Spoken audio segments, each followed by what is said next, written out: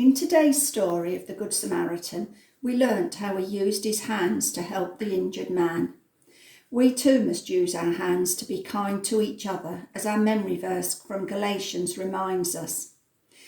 Because of that, we're going to focus on hands today, but do some cookery activities for our craft. The first idea is using rich tea finger biscuits, icing and jam. If you mix up some icing with a little bit of water, you can then spread that into the centre of one of the biscuits. That resembles the centre of a plaster that you might put on an injury. If you want to enjoy your biscuits, you might want to make several or have enough to share with your family.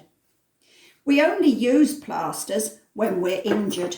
So take a little bit of red jam and plonk it onto the centre part, which would go over the wound to represent the blood of the injury. Not a very nice thought, but very enjoyable. Our next idea is actually making a handwich. To make a handwich, you will need 2 slices of bread. If your hand is small enough to fit on that slice of bread, put your hand onto the bread and ask an adult to carefully cut round it. My hand's too big, so I took a picture from the internet, and I found it was easier to use scissors to cut round and give me a hand shape from my bread. You need to do that twice so that you end up with 2 bread hands. Then choose your filling. I rather enjoy chocolate spread. Spread it onto your bread as you would a sandwich, and then put your 2 pieces of hand bread together and you have a yummy handwich. Again, something to enjoy eating. Our third idea will need you to use the oven, so you might need help from an adult for this. We're going to make some jam tarts, but the pastry case is going to be in the shape of a hand.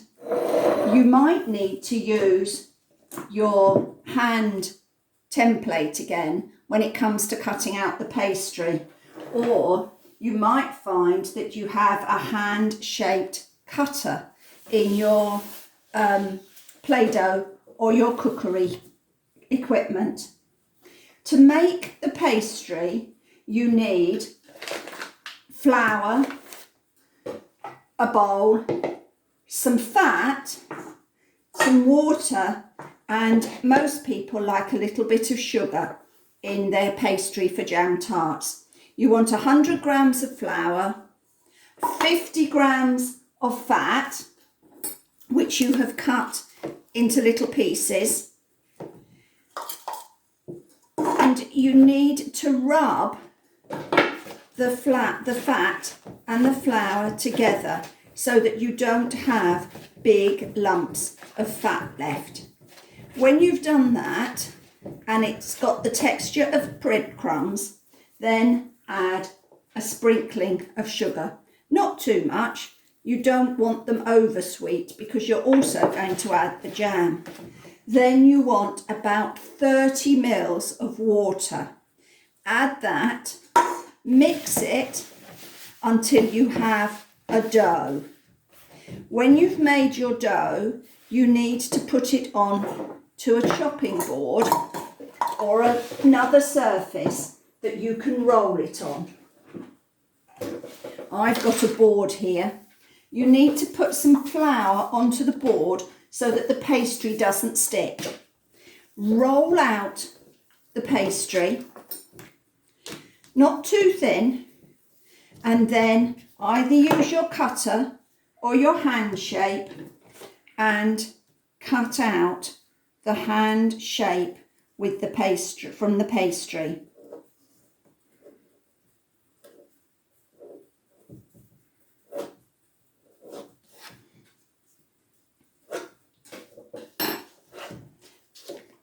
When you've got your hand shape of pastry, you'll want to re-roll what's left of the pastry so that you can make some more hand shapes. Then take a baking tin and cut out from baking parchment, if you have it, some circles to line the indentations. That way your hands won't stick.